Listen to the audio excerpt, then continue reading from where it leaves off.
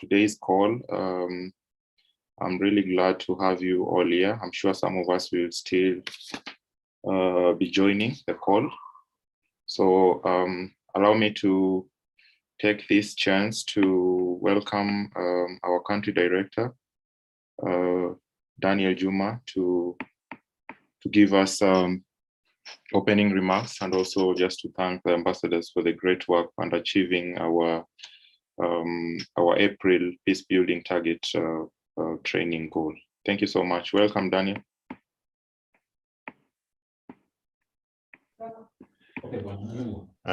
Thank you so much, Samuel, and I would want to, on behalf of the Global Peace Foundation, thank all the participants here today, all the ambassadors here today, for having participated in this training.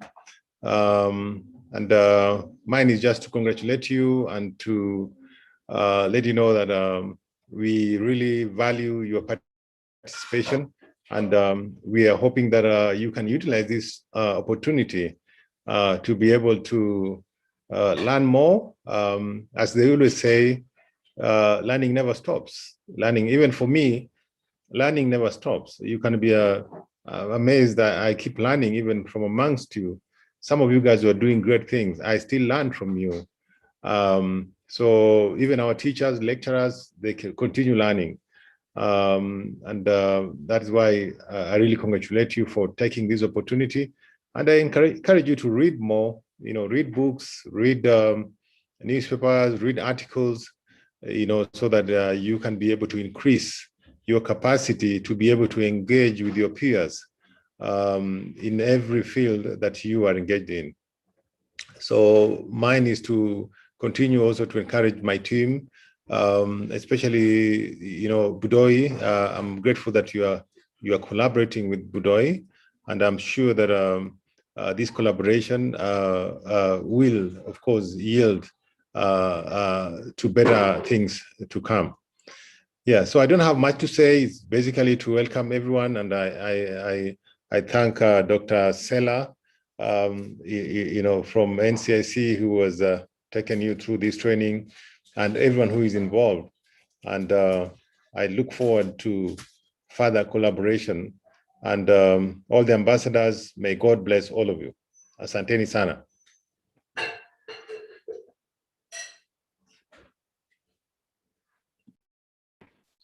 Hello, thank you so much, Daniel. Thank you so much for the nice and encouraging words. I'm really grateful that you accepted to have young people amongst our team, and this is actually very key. And we thank God that we had challenges because of the the current situation we are having right now, but we thank God at least we have come up with a training curriculum that we are still building together with our county ambassadors, and we are most certain that moving forward we are going to have a concrete interaction together with our partners as we move forward. So Pauline, maybe if you can say a word. I just want to call Dr. Sela, and then we can proceed. I'll pick it up. Okay, good afternoon, everyone, and thank you also. For me, I'd also like to welcome you all here and to thank you for the 1 month of interaction, training, and assignments. It was a pleasant opportunity to interact with each and every one of you that we got to interact with. I pray that our objectives were met, which were to encourage you and give you information that you will need during this tenure as ambassadors that you can keep and also use past your cohort. Yeah, so thank you. All right. Thank you so much.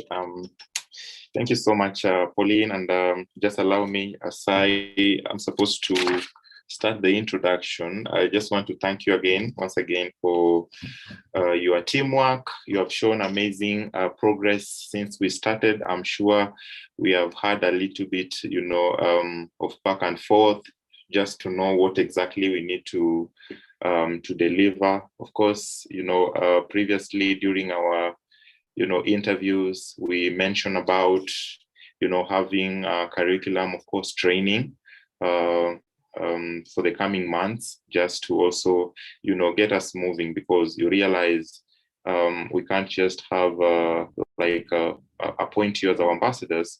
We also need to make sure that you come out strong, you come out very educated, and you have something to deliver to transform your community. So I'll just quickly try to, do like kind of a recap of whatever we were supposed to do in the month of April. Just share my screen here. Okay, just a minute. Let me just share my screen just to let you know what you're supposed to do. Right.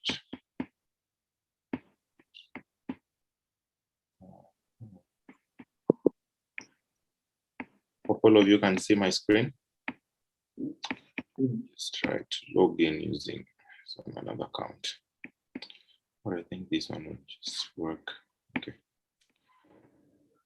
This one can't work. Sorry. Well, I just stop my screen and then I'll just log in TRC.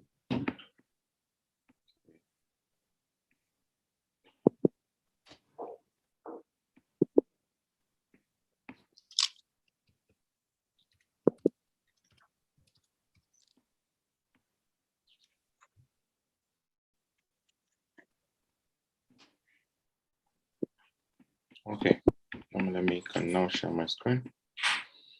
Abdullah, you can mute your mic. You can mute your mic. Okay, well, so once again, I hope all of you can see my screen. So this is our class, and I just really love how we have been interacting, engaging, asking questions. Some of you have really liked the curriculum package for the peace building. And actually today, from our guest speaker, Dr. Sela Kingori from the NCIC, she'll actually remain to be our, like a mentor, for the entire 1-year cohort till the end of, let me say, January, when actually we'll be welcoming a new cohort, that is cohort number 2. So actually we'll continue working with the cohort number 2. I'm sure most of we have had,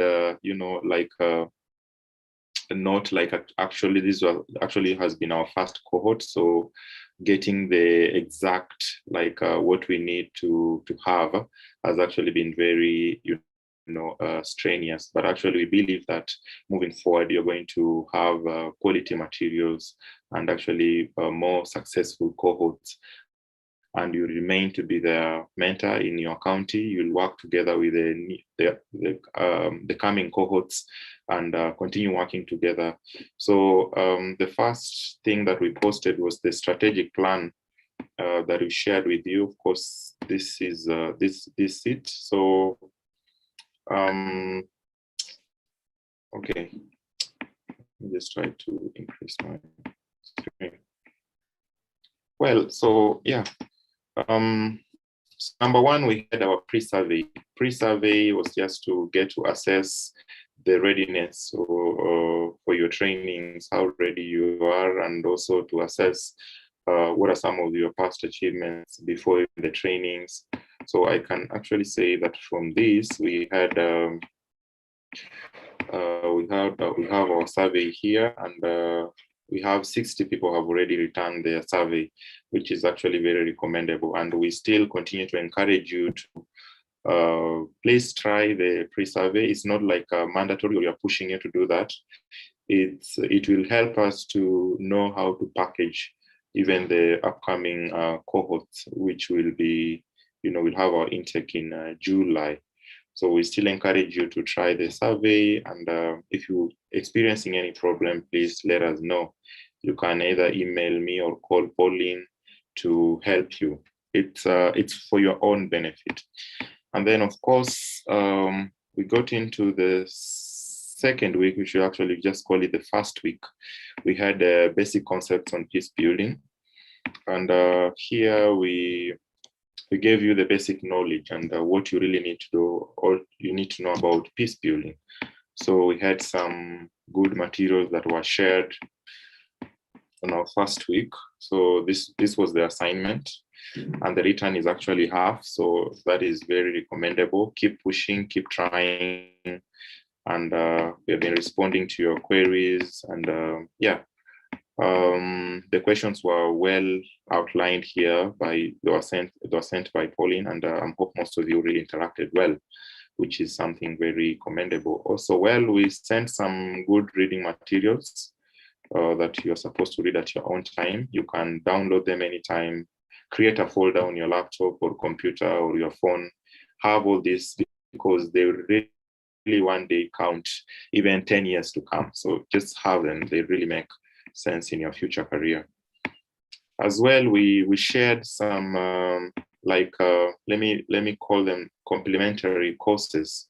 These are online courses that you can access them anytime. So what you just need to click on this link, you're able to create an account. At the end of the training or the 30 minutes training, you're able to receive an e-certificate. If not, just take a screenshot, and then also at your own free time, you can share. This is not mandatory. This is just a complementary. These are complementary courses, but actually they're very important. Most of you, I'm really thankful that you have tried. So week 1, complementary courses are introduction to peace building, preparing for peace building, gender inclusivity in peace building, introduction to religion and peace building. You actually realize that religion and conflict are there have been very, they've caused a lot of conflicts in Africa, especially when you have cases like what has happened in Sudan. We had issues of pro-Islam and Christians. So we had all those issues despite the oil conflict. So we had lastly also strategic peace building, which is also very key. You need to learn how to strategize new conflict areas. So again, adding on that, we sent YouTube also links that you're supposed to go through just to, like, the first one was actually just to let you know how Global Peace was founded by our President Moon. Of course, we also sent an introduction to Global Peace. What are some of the core areas Global Peace does? Analysis of violence. What is peace building? These are YouTube links. You can access them anytime. What do women play on the bring in terms of peace building? Making peace building, mechanisms in our, in our field. So definition of peacemaking, peacekeeping, and peace building. So you can find it here anytime. Lastly, we sent some reading materials, of course, also week 1. Week 2, I sent you something on conflict resolution. This was an assignment. The turnout was also good, 31. We're still expecting more. We are not pushing you to have to do it, but even next month, just create time, go through it. You can do it at night, anytime, and then upload. In case you're finding a hard time to upload, you can send it. You can send it via email. You can send it either to Pauline or the Global Peace County Ambassador email, or you can also send to my personal email. So we were just assessing how you can, solve conflict between two conflicting, they're called two conflicting countries. So we gave you case studies of 2 countries fighting over a very rich area which had rich in oil. So you are to give the best working, discuss the most viable conflict resolution mechanisms, which will help in solving the conflict between the 2 countries to secure a peace agreement. Of course, although the notes had been shared, they were here. You get to know about negotiation. You get to know about why peace agreement approaches. So approaches and procedures to conflict resolution, you have to involve parties, collaborative, cohesion, formalities, privacy, and outcomes. And then from there, you learned about negotiation, mediation, arbitration, and all that, and all the types of conflict resolution, the modern ways, and arbitration and all that. Then, of course, you had an assignment down here.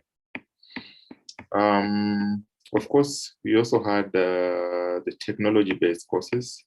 Here, we sent some good reading materials. Week 1 Peacebuilding notes. This week 1, sorry. Week 2, we also sent some like complementary courses. And of course, we shared also YouTube links. Complementary courses for week 2, they're also very amazing. Negotiation, you learn about negotiation shaping the conflict.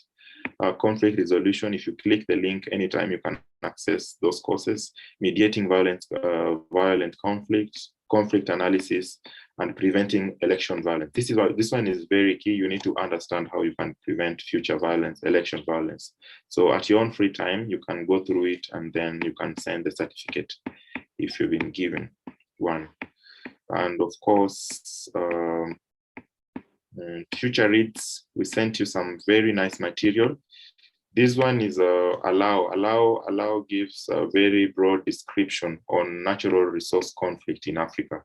So giving all the kind of case studies in Congo, all the way Sudan, Nigeria, and even Kenya, focusing on timber, oil, gold, and all those kind of natural resources. So it's very key. Take your time and understand what is killing Africa at the moment.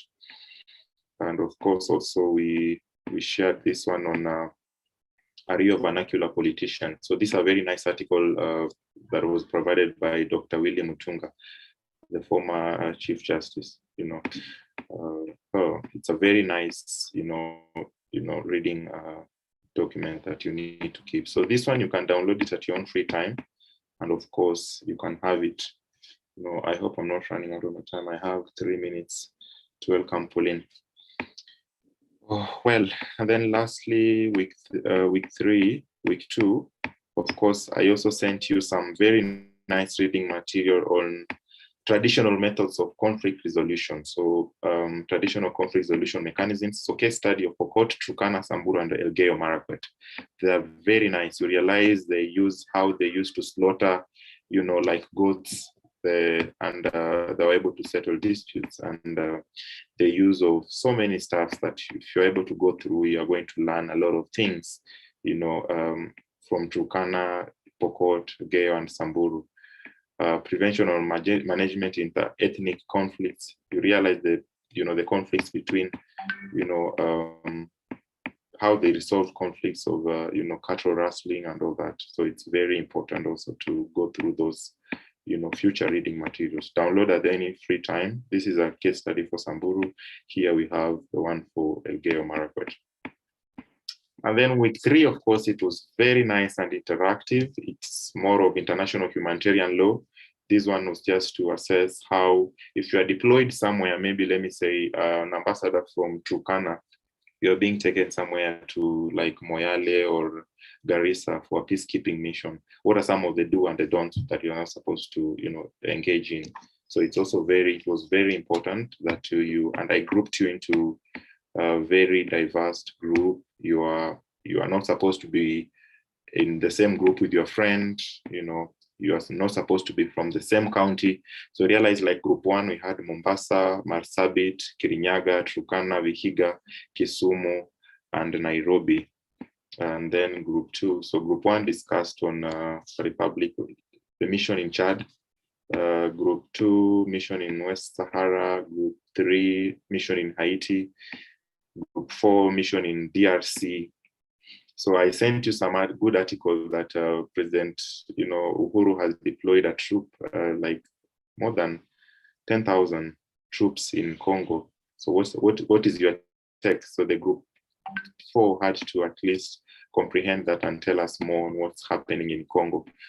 The operation in Darfur, group 5, and all the way to group 12, mission, assistant mission in Rwanda. It was so amazing. The return was good. We at least had how many groups have returned? 44. We have received so far 44 people participated in the process. We're still having 51. We'll find out what could be the problem. And of course, we had some also coursework. every week had the technology-based courses. This, you find it at your own free time. So number one, it was United Nations Humanitarian Civic Military Coordination, and then International Humanitarian Law and UN Peacekeeping Operation. You can find it at kaya.connect. Introduction to International Humanitarian Law. You can get all those, these are very key. You understand about the Ottawa Convention. You will understand all about protection of cultural site. That's the United Nations Resolution 1954. That's the convention that actually, talks more of, the protection of cultural site. We have the land miles, all those you'll find the introduction of humanitarian law, introduction to psychosocial responsive development and humanitarian, introduction to core humanitarian standards. And of course, lastly, we sent also some reading materials, which are here, future readings. This is the full notes on international humanitarian law, which is so amazing. You need to download it and have it at your own free time. Then lastly, the fourth week, of course, we are having our course instructor, Dr. Sela Kingori from the NCIC.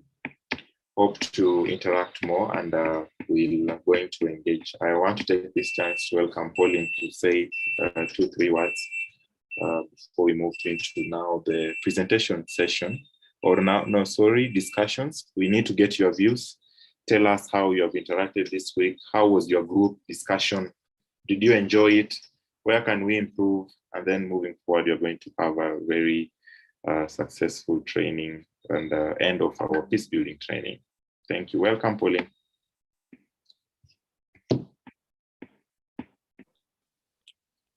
Hello. Thank you, Mr. Budoi. I don't know if I'll be able to share my screen, but if not, it's fine.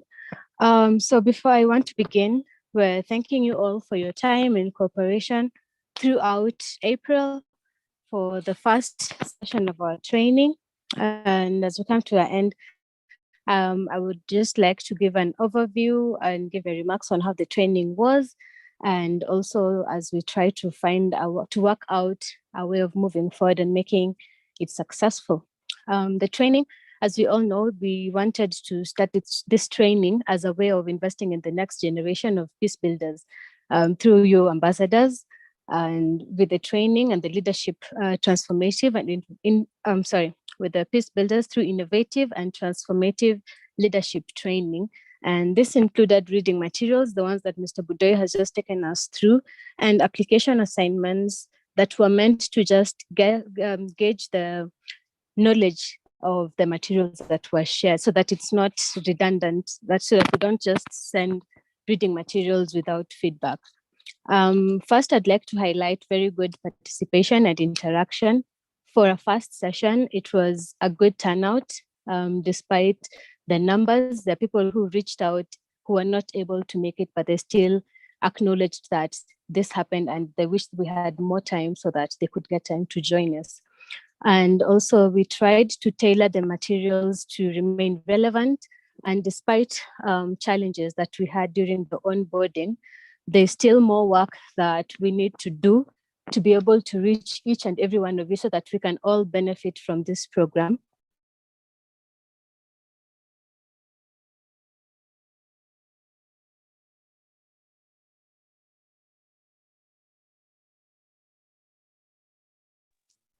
Hello, can you hear me? Yes, we can hear you. Yes, we can hear you. Okay, sorry, I don't know what Yes, we can hear you. Thank you. We had the application assignments just to ensure that each and every ambassador was able to reevaluate themselves in the training in various aspects of them by attempting the assignments pulled from the reading materials, just to gauge on what needs to be done, what can they improve on as an individual and also as a peace builder and as a professional. The reading materials were very intentional and they were very well researched to ensure that the information that we're putting out there for peace building is well-rounded and to fit most of the different cultures that we have in our country and globally. And we had a challenge with the second lockdown that came in, and therefore there were some disruptions in terms of access to materials and internet access. Some didn't even have time to be able to do it, and some were not able to access the resources on time. We had such challenges, and moving forward, I'm sure we will be able to mitigate such challenges so that everyone can be able to access the training and benefit from it. Collaborating with the fellow ambassadors and working as a team in and beyond your region. There was group work that was sent out that required cooperation and teamwork. Some groups managed, some groups were not able to. So that is a point that we need to look at moving forward, just to being able to work with a team, or even communicating your ability to participate or even not, so that we can be able to find and identify where the challenge is, so that we can be able to assist. For example, there are people who were not able to have internet access. I stepped in where I could, and in areas where I couldn't, I communicated. Like, we're working together just for us to achieve the one goal that we have as the Global Peace County Ambassadors. And also the assignments and the assessment, it was conducted so that we can be able to evaluate and measure the reading materials, as we had mentioned earlier. And so to finish, because I only have 3 minutes left, the trainings would have been better if we'd had, let me say, communicated in advance, because some members were adamant that they had not received information about it. So we probably will need to work on how to communicate to everyone promptly, so that we can have everyone reading from the same page, from the same script. Therefore, it is easier to hold each and every individual accountable, as opposed to having a miscommunication or misinformation that will end up in people losing out on accessing such incredible information that is relevant to their future as peace builders or as ambassadors. And yeah, I think that will be all from now. From my end, I'll welcome any questions that we will answer during the question and answer session. Thank you very much. Right, thank you so much, Pauline. I'm so grateful that you're able to table it out and actually, thank the ambassadors for the cooperation that have shown us, for the entire 1 month. Now, well, we are getting into a very exciting session where now we just need to listen to your views also. Tell us how the month was, where you got any challenges, and maybe how best you interacted. And if you enjoyed the session, just also feel free to say that indeed I enjoyed this peace building session. And yeah, so I'll open mic to anyone if you want to start.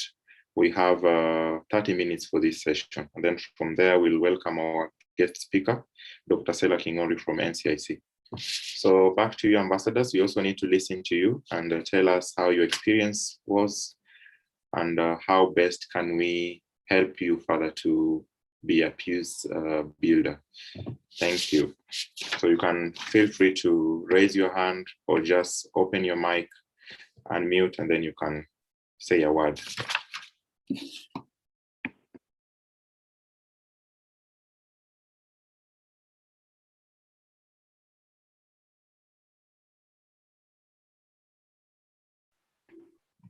Hello. Yes, Ramadan from Kwale. Yeah, this is Ambassador Ramadan from Kwale. First and foremost, I would like to appreciate you and all responsible people in charge. And I will talk about the materials. I really want to say that thank you very much, because the material are very nice and very interesting when you are reading them. And in fact, you expound your knowledge and idea. And in fact, there's one of the assignment it was like a task, as a test. So I think I managed to come up with my own on strategies and ways on how to solve a particular conflict. So I would love to say thank you very much for that. But I'm really imagining if the online session were to be in form of a physical one, because sometimes some of the challenges we're getting through this online one, because the virtual sometimes network, yeah. So I guess in future I hope Corona will try to we will come up, will at least we'll have some time in future to have, so that we can be able to have a physical engagement. This is a very fantastic program. I really like it. Thank you. Thank you so much, Ambassador Ramadan Mwachili from Kwale County. Yeah, well, I think, one of our plan was actually to get, we can even go for hiking just to understand you are resilient. And like maybe, for instance, we go to Ngong Hills, you have to climb all the 7 hills. So that the kind of team building and interaction is also very key to get to know your fellow ambassador, interact with them, share contacts. I'm sure right now you're finding it very hard also to, interact with your in the WhatsApp group, like discuss, because you don't know each other and you are. But I think moving forward, we'll know each other better. I'm sure most of you are now working together. Like I saw what ambassadors from Kajiado are doing. They meet and have joint programs. Ambassadors in Nakuru, they're also doing the same. Not forgetting ambassadors in Nairobi, that are doing amazing work. And we all need just to adapt that. The current situation is really teaching us a lot, and we just really need to adapt also. Okay, thank you so much, Ramadan. Any other ambassador who has some experience for the first 1 year, 1 week, or since we started this program? We still have time. It's our session. Then before we welcome Daktari. Hello. Feel free to interact. Hello, Sebi. How are you?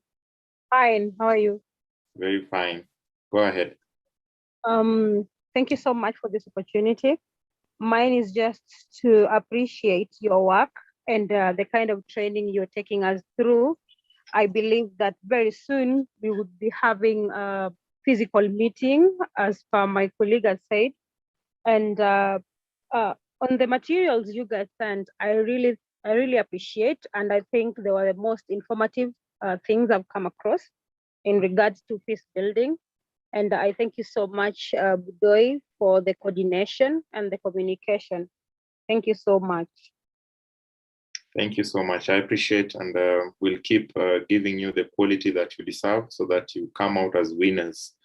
And moving forward, I believe we are going to, really, and also you're going to refer your friends to join our next cohort starting July. And we are going to get some good turnouts, yeah, we're trying to do this to empower young people, not just to recognize you as our peace ambassador, but also to use the kind of network we have as partners to give you the necessary tools that you require. So moving forward, we realize we have a series of trainings. Now we are done with peace building. I'm sure if somebody stops you somewhere and asks you anything about peace building, at least you have something to tell them. And yeah, I like the 5 principles of humanitarian. I hope most of you went through them, and they're really very quite informative. Yeah, thank you so much, Sebi.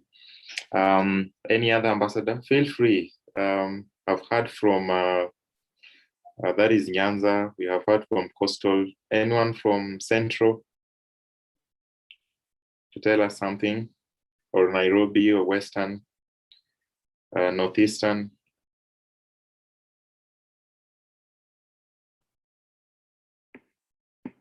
I'm sure you really have a lot to share. So tell us how your month has been.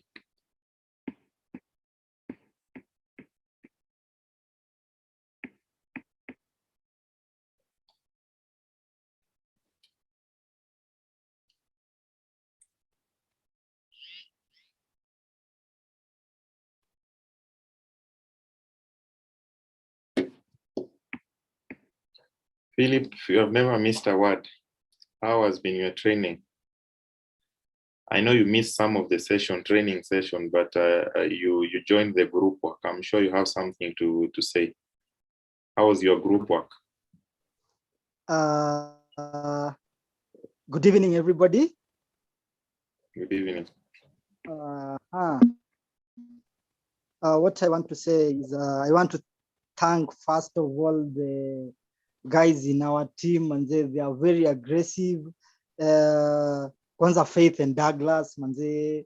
Yeah. There were some challenges, and but what I was thankful is was everybody was alert. So you find that maybe one of the ambassador maybe submitted a wrong answer, but the ambassadors not knowing, but you find that one or two individuals, they are always alert. So I thank my team very much, and I hope that those groups that we were put, we will actually do one thing together as a group, not as a maybe as a region and stuff. So even what I'd like to say to other ambassadors, I think it will be good if now we start maybe engaging on exchange programs. Like the other day, I was talking to Ambassador Felix from Machakos County. Yeah, we talked for so long about environment and stuff, and actually he wanted to come and implement the program that is doing in Machakos here, so that I can run with it in Kajiado County. And to that, to me, it was so great and so amazing. If another ambassador from another county and another region can come to another county and another region to implement something. So I want to thank each and every ambassador. So whenever any ambassador call upon for support, not necessarily financial, but whatever you have, maybe skills, ideas and stuff, let us just come together and at least work on one thing to support the community. Thank you so much, Mr. Budoi. And my week, let me not say my month as I finish. My week actually has been good. Has been good. On Wednesday, we distributed food to so many families with Ambassador Susan. And yesterday, we planted so many trees, even today. And actually right now, I was just coming from the UNESCO offices. They have come for me that proposal that you had already sent us the other day. So pia ningeaji all the other ambassadors pia, if they can do so, they just apply and pia waenda wasaidiwe. You never know these things. Thank you. Thank you so much, and we'll keep on sharing opportunities as they come, because we realize most, some of our partners are usually also doing something, and they send us opportunities from the UN. So it's also a very good, it's also good for us to refer you as our ambassadors. So keep doing good things. Phyllis, you're doing amazing work on mental health. So keep doing amazing things, and you never know who is watching. And we'll keep on supporting you. Might not be financial on our end, but through our network, I'm sure you're going to realize that we'll do our best to make sure that you get to your, to your goals. So thank you so much, Philip from Kajiado, and I really appreciate your contribution to our first cohort.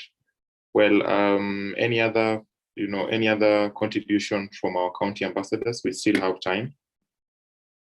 It's still your session. Feel free to unmute, discuss. Samson, tell us something from Northeastern. How is Mandera County? Feel free to talk. It's your platform.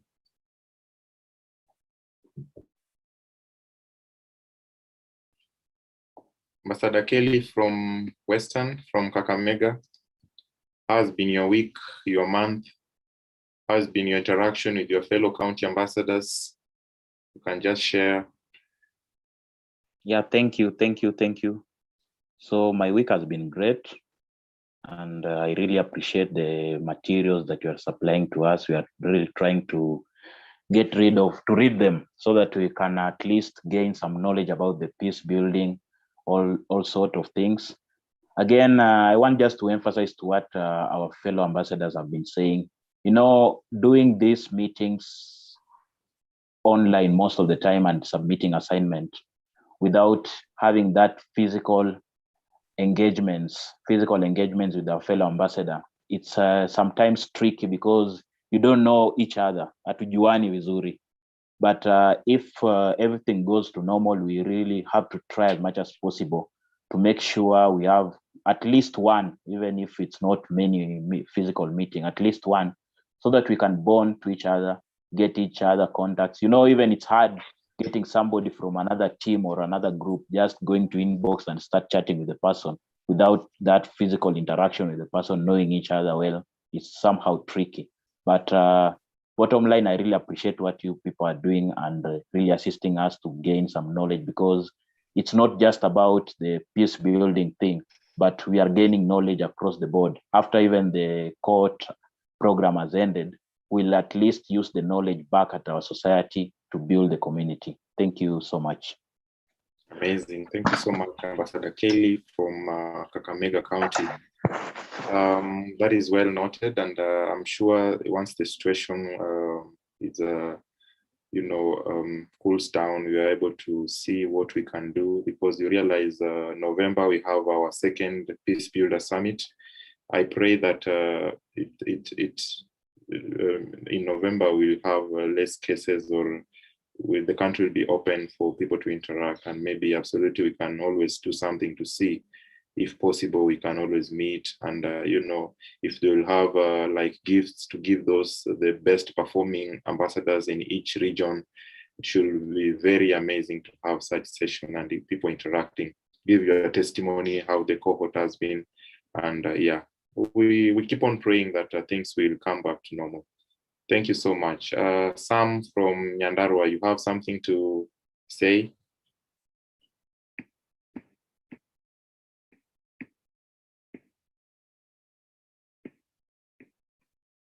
Okay. Let me get another ambassador from a different region. Okay, that's great.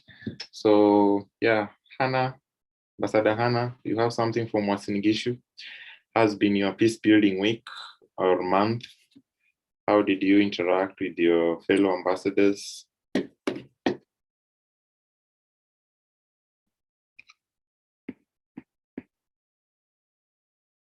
All right.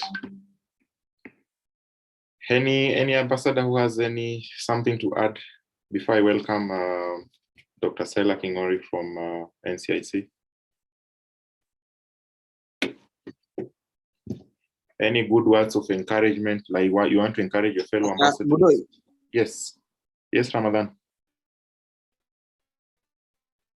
Mr. Budoi, moment noting in somewhere in Mombasa and Kilifi. I think it will be better if all the ambassadors are residing in the coastal region to be engaged, because to be able to connect the coastal counties, it could be much important and even good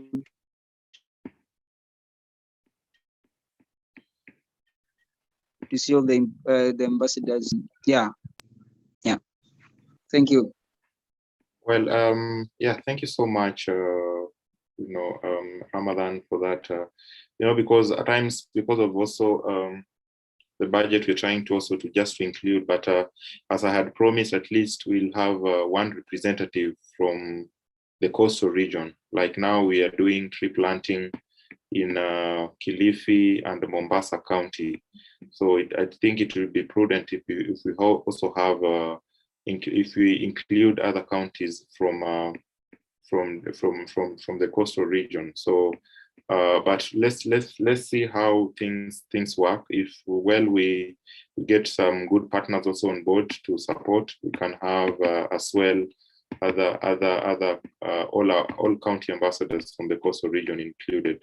But at the moment, right now, we just need to make sure that we have some good coverage. Also, just talking to Standard, they'll actually cover the entire session on will feature the the exercise on KTN and of course on Standard newspaper. So we'll be coming the Standard team.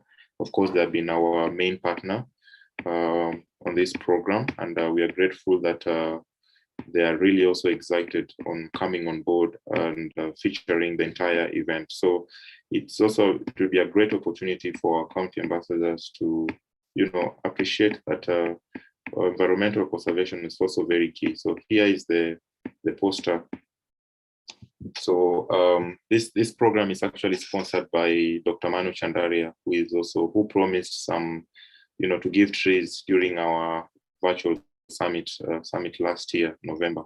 So he honored his pledge, and we are looking forward to replicate the same moving forward in other regions. So we thank God that it's coming to the coming month. So we are most certain that if we do a good project line for this program, then I'm sure that we are going also to adapt the same in other counties. So thank you so much, Ramadan. I will let you know, but for now we just count at least one county ambassador, that is from Lamu, Kwale, and of course Tana River and Taita Taveta to join our fellow ambassador in Kilifi and Mombasa. I'm sure it will be a very nice event.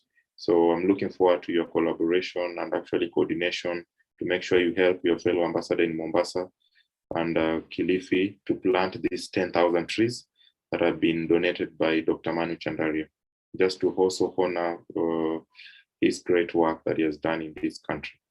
Thank you so much, Ramadan. Any other contribution from fellow ambassadors? Phyllis, do you have something to say? Yes, I do. Yes. Am I audible? Yes, very.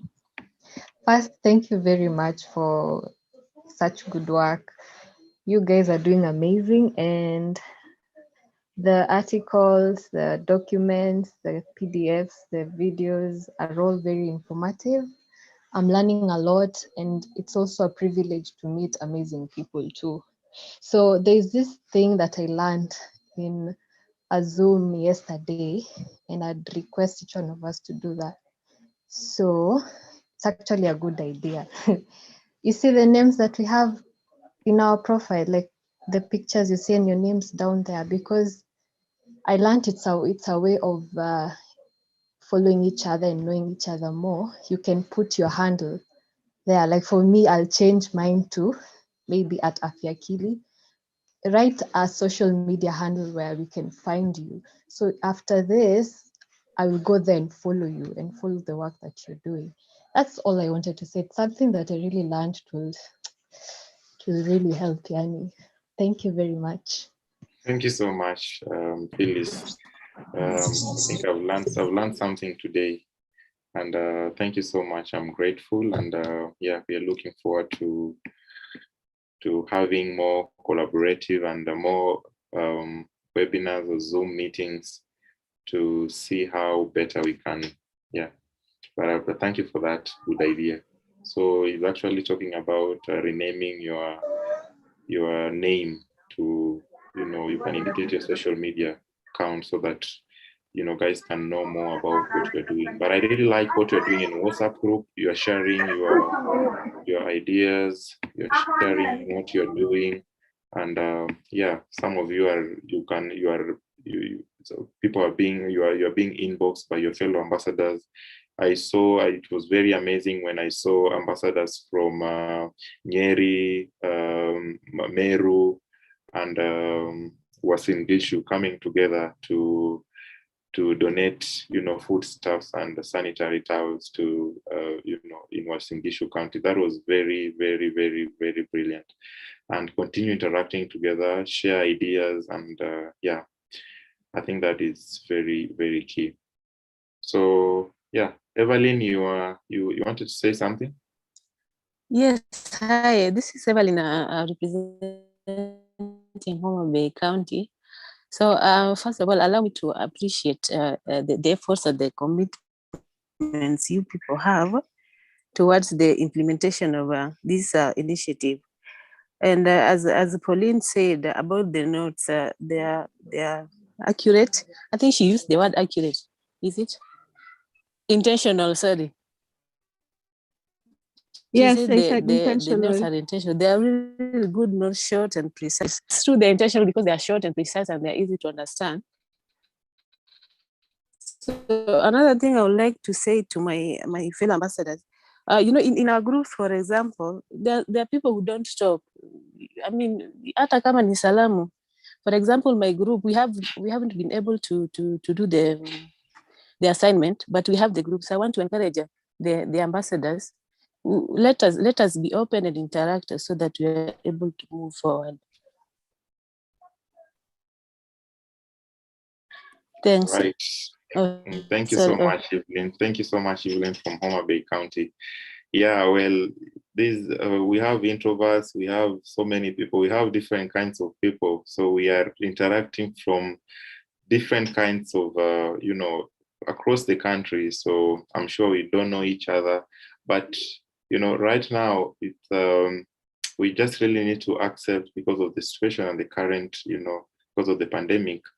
We just need to adapt the online thing, call your friend, just have a conversation with them, have fun with them, don't take everything serious, enjoy, laugh, you can fight, but at the same time, just know that you're recognized as an ambassador. For you to be an ambassador, then you really need to know how to blend well with any kind of person.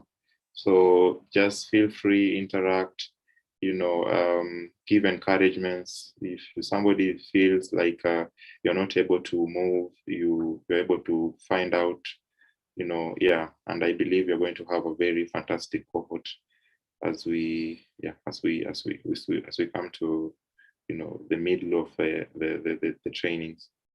Well, any other concern from our ambassadors? It's still your time. You have 8 minutes, and then we welcome Dr. Sela Kinori from NCIC to now, now from whatever you never understood in terms of peace building, feel free to ask her. She's very informative and she has done a lot of research in terms of peace building. So that's why we have her. We are privileged to have her from the National Cohesion and Integration. Any other concerned? Purity from Central, you have to say something.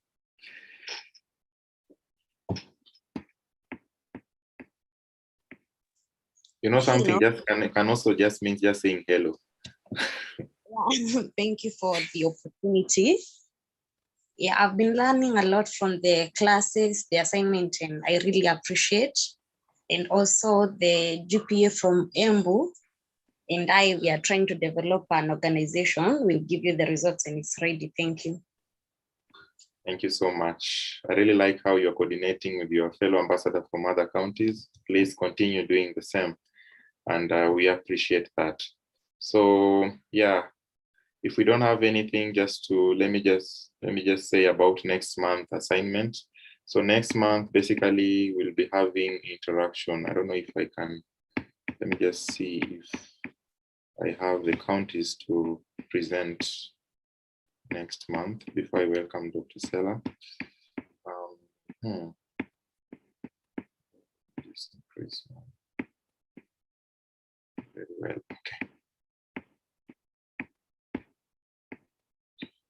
Okay, now I can share my screen. Okay. So well, next month it will be like a break, but we will have a presentation like actually the end of next month, that is May. So so please, if you haven't done your assignments, you can use this time to just try. If you're having any problem, just let us know and you're able to help. So this is April, we're done with April. So May, it will be our second edition of open forum. So here, counties will share opportunities, challenges, and some of the amazing things that you have in your county. For instance, Mombasa, you can talk of the, the sub-tribe that you have in Mombasa, name them, name some of your celebrities, some of the local people that are not being recognized. So you'll make a very nice presentation presentation. If you're not able to make a very nice presentation, you can just do, like a Word document. So here we are encouraging counties among, ambassadors in each county to collaborate and work together. So for instance, Mombasa, we have Salma and Joseph. You're able to work together and come up with that document or a presentation. And then you're able to share also with our designer. We'll make it very nice. So share opportunities, share some of the very nice cultural sites that we have in Mombasa. We have like the Fort Jesus, mentioned to our ambassadors so that they can also feel the importance of visiting Mombasa County. And also we'll have Marsabit, Nyandarua, Kisumu, Nakuru, Tharaka Nithi, Garissa, Kakamega, Nairobi, and of course, Kajiado. So give us some nice, presentation. Tell us how the Maasais are interacting in Kajiado. Tell us some of the good things that will make us, somebody from all the way from Busia to come and visit Kajiado. So it will be a very nice, interaction, and it will be on 31st Monday of May. So the entire week, just make your presentation, interact, ask question where you don't, where you're having problem, and then we're able to help you. So it will be a very nice discussion. It should be on Zoom also. So we encourage you. So if Ambassador Salma has already presented, you can also give to Joseph to make a presentation, and I believe all will be well. So it will be a 10 minutes presentation. Tell her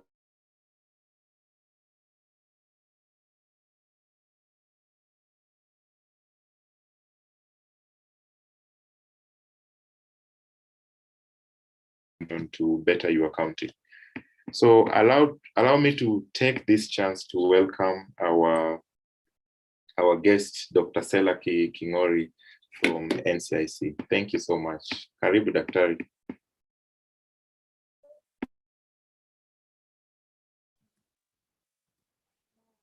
Hello, everyone. I hope everyone is fine. Can you hear me, Budoi? Yes, I can hear you very loud and clear. Good Perfect. It's really, thank you. Really good to meet you all this afternoon. And I'm very privileged actually to be part of your journey in this particular program. As Budoi has already mentioned, my name is Sela Kingoro, and I work for the National Cohesion and Integration Commission. I'm here, however, today, not on behalf of the Commission, but I would like to share with you a few issues regarding peace building and conflict resolution. I hope that at the end of the session, most of us can be able to resolve conflicts or have an idea of how we can walk through conflict resolution. So I do not know, Budoi, if I would be in a position to share a PowerPoint. I do have a PowerPoint. And I don't know if I have the right to do that. Do you think you can help? Yeah, please try. Try now and see if you can make co-host. Please try. Yes, thank you. Amazing, thank you.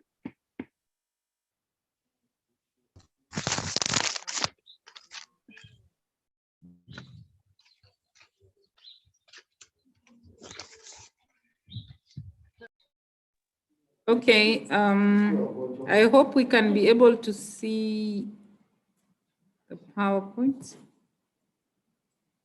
May I get a response from you? Yes. Perfect. Yes. Yeah. So today we're going to learn about peace building and conflict resolution.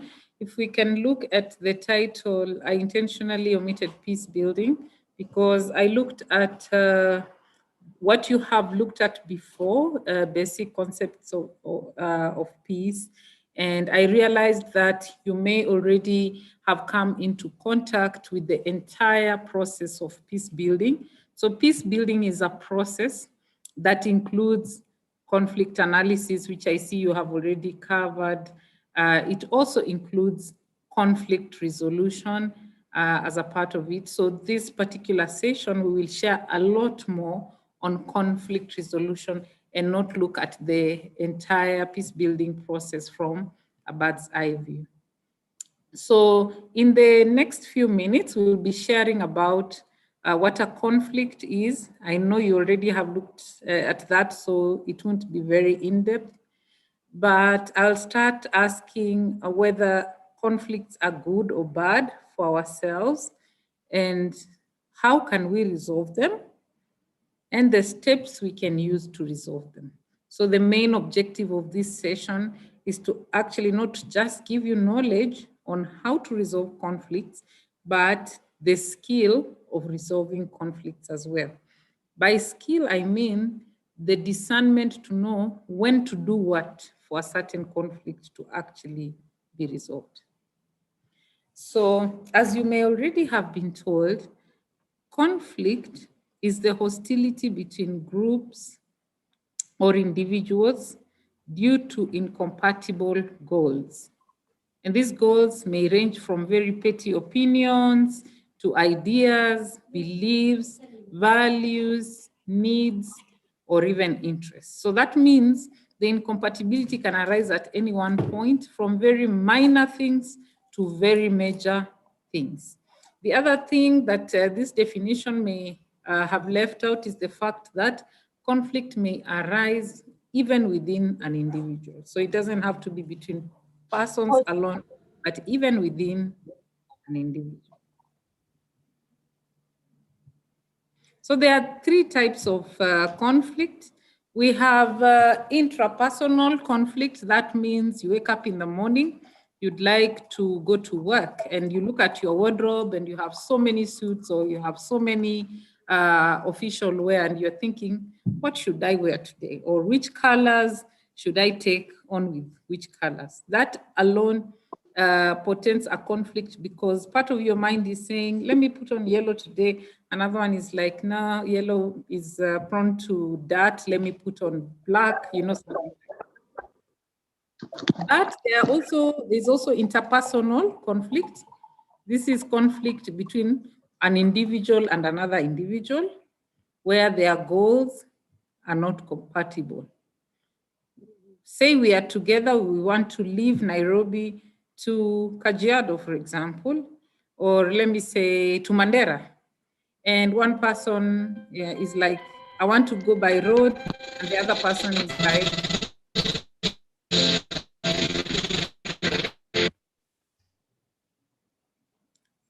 okay.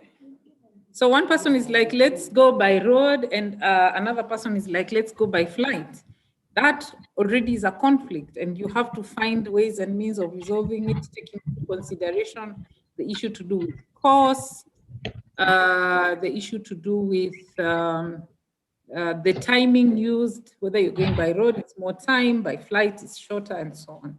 Then there is intergroup conflicts, and these happen in some of the counties I have had being mentioned. For example, in Kakamega County, we have a conflict between the Luyas in Kakamega and the Nandis in Nandi County on that border. We have conflicts in Kajiado. You know, we have conflict in Mombasa as well. So most of our counties have communities that tend to conflict over ideas, needs, as well as interests. So these are the different types of conflicts that happen. Between individuals, we can also have organizational conflicts. So a conflict arises between different institutions. So the question I asked earlier, and which I would like us to reflect, is whether conflict is good or bad.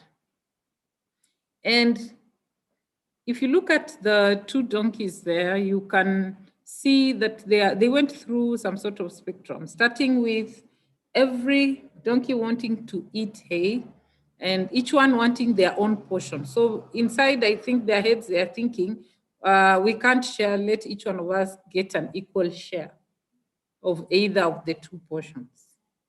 And then they continue to want to access their portions, but the rope is too short. They cannot access those portions. And they tried harder, and they realized they'll probably choke to death because the rope will not allow them. So they sit down and talk, and then they decide to eat hay from the style that they have decided to do so. So we realize there that conflict can be negative, especially at first when they are trying to argue about access, each one wanting to go their own ways. Conflict at that point can break relations. We don't agree, we become angry at one another. We are unable to even resolve that conflict itself. So our productivity reduces. If it's a workplace, then you are unable to deliver on the goals or the objectives of your workplace. If it is a joint activity, like the ambassadors are coming together and doing, when there's a conflict, you are unable to reach the goals of the activity or the intervention that you have put together. Also, it makes decision-making very slow. When in a normal circumstance, you just reach out to one another and you make decisions over issues. When you have conflict, every decision is laced with suspicion, or maybe they're asking this because they want to do this instead, or they want to benefit in a certain way. So conflict, in that sense, is bad for the society. But on the other hand, conflict can also be very good for the society, or it can be positive. Why? Because it increases creativity. Because when there is a conflict, it's like there is a barrier or an impediment to whatever issue you're dealing with. So you have to find a way of going around that barrier for you to achieve the goal that you have intended. So when you creatively think about how do I go around this barrier without hurting my neighbor or hurting the other person in conflict, then you have to push your creativity to a certain level. When you push your creativity, you get new solutions, things you had not thought about, like the two donkeys. They finally ended up eating both stacks of hay by using a different approach. But if they had insisted on the first approach that they wanted to take, then perhaps by the end of this particular story, the two stacks of hay would be untouched.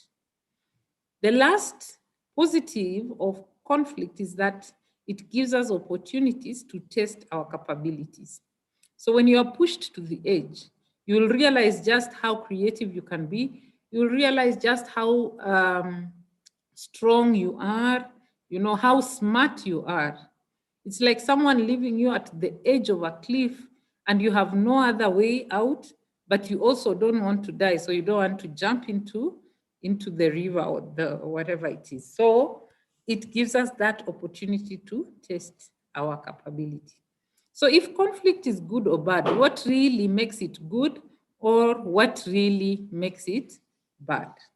Is the fact that when conflict occurs, it is how you react to it or how you respond to it that will make it good or bad.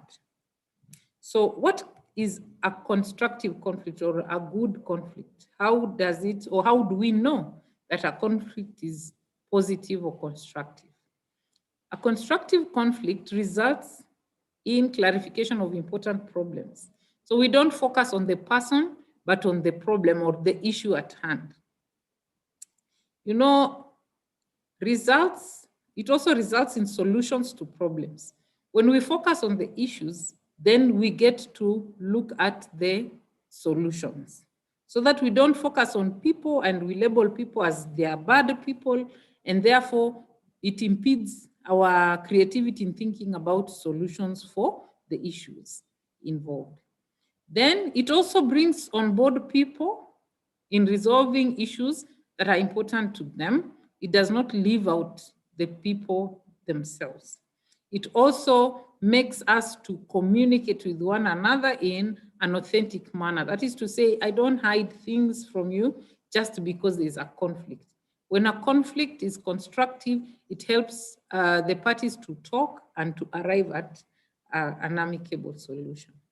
It also helps to release emotion, anxiety, and stress.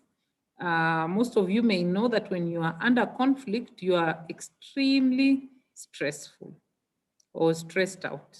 It increases your anxiety. But constructive conflict helps you to overcome anxiety and stress. Constructive conflict builds cooperation, among people through learning more about each other. And it also helps individuals to develop understanding and skills. So this is the kind of conflict we would like to turn all conflicts we are interacting with to. So wherever you are, when there is a conflict, the major objective you have or the aim you have is to turn it or transform it into a constructive conflict so that it can help you and your society to achieve everything that is written in this slide. But this is an example of a conflict we don't want. We don't want our conflicts to be destructive. We don't want those conflicts to take attention away from important activities and important issues. We don't want the conflict to undermine morale and self-concept.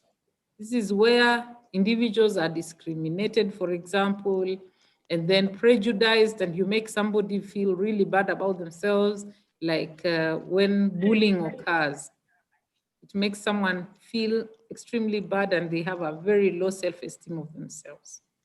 Then destructive conflict. Yes, is there someone talking?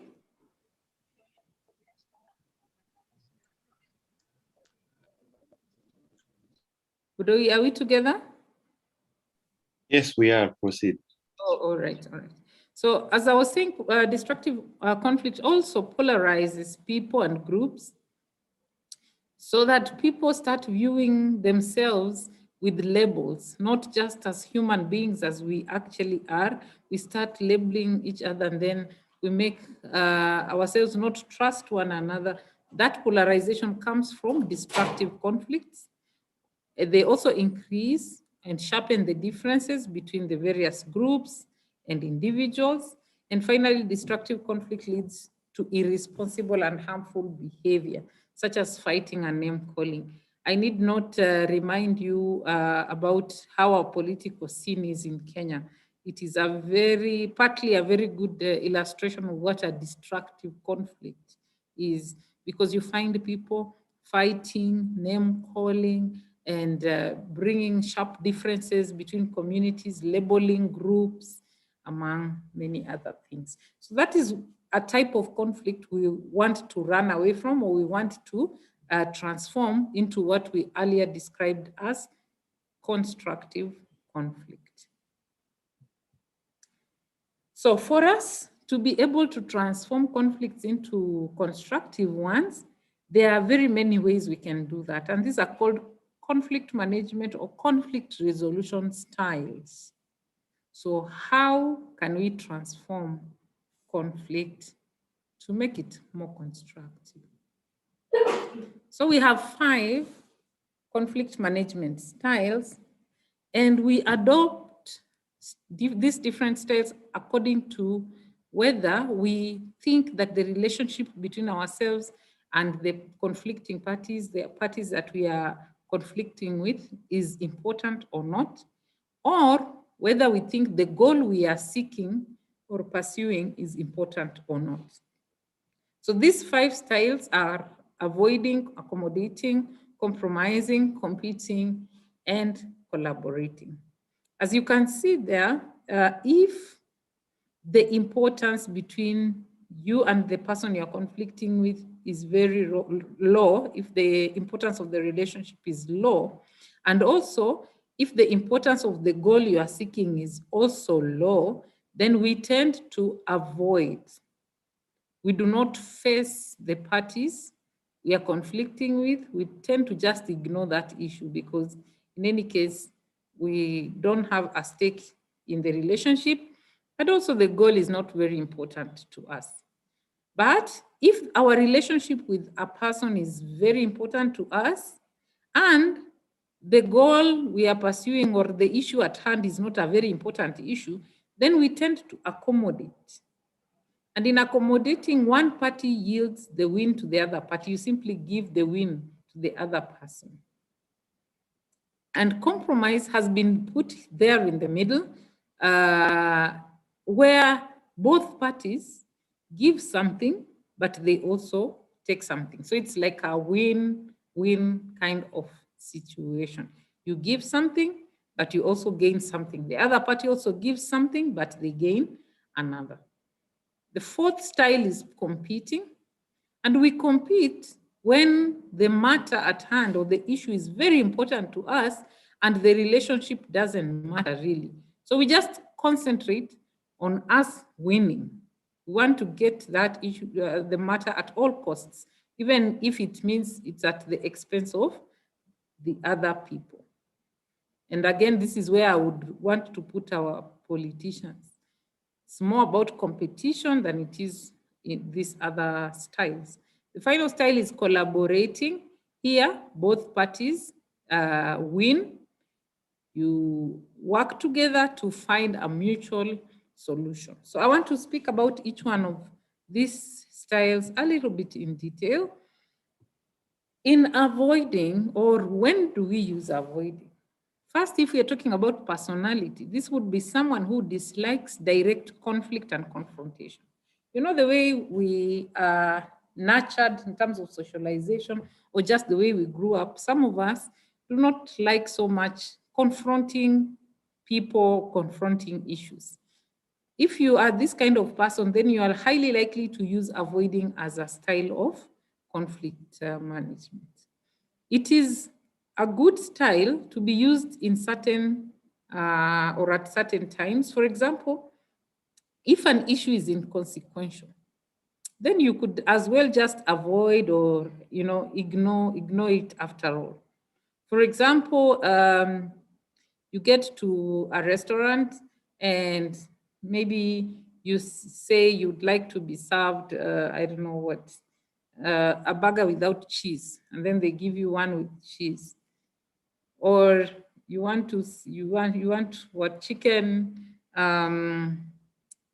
grilled chicken, and then they give you maybe one that's not grilled but still is not stewed. There are some small things that you may want to just let go, especially if you've already tested the food. So you don't want to have so much of a hassle. So if the issue is inconsequential, then you just avoid.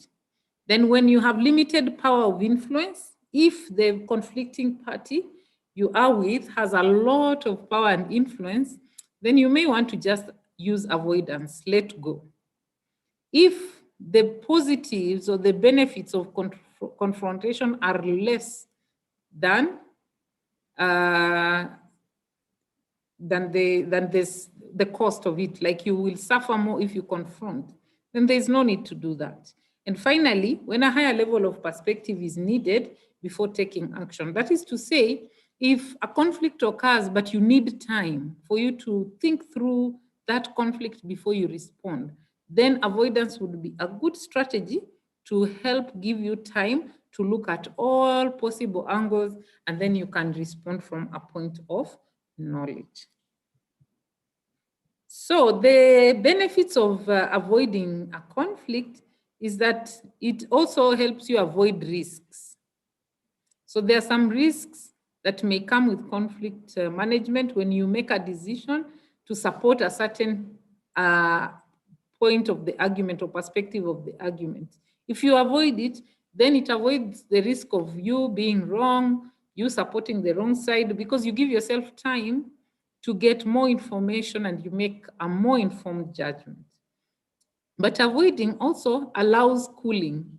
You see, when we are in a conflict and we respond immediately, we may respond in anger. And anger is a totally different issue you may want to learn about, and how it impedes your optimal, operation as a human being. So avoiding helps you to cool that anger down, and then you can make an objective decision over that particular conflict.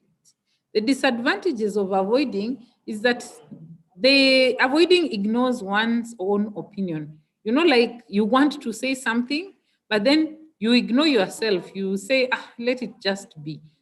Ignoring your own opinion over time may also make you have deficiencies of your own personality. It may cause low self-esteem.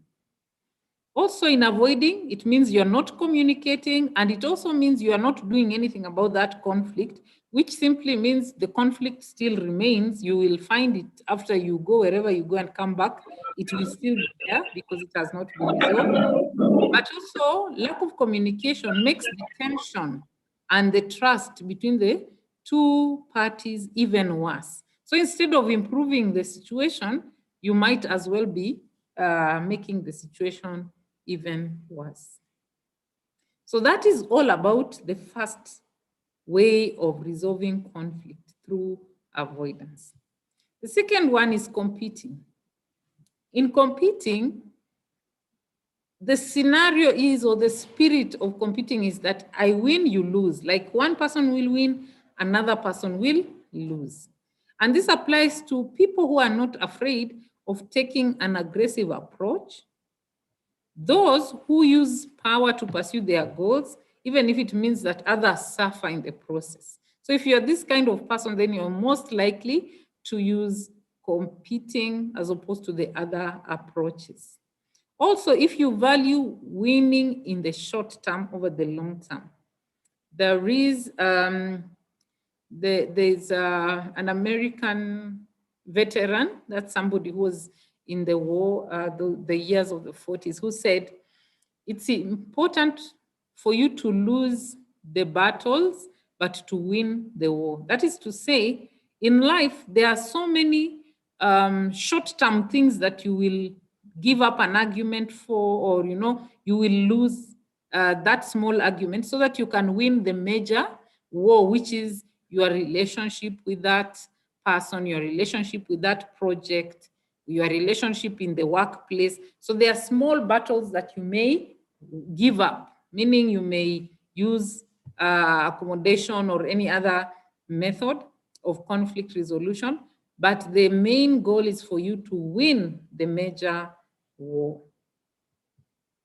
The advantages of competing are that it is a very apt approach to use in emergencies.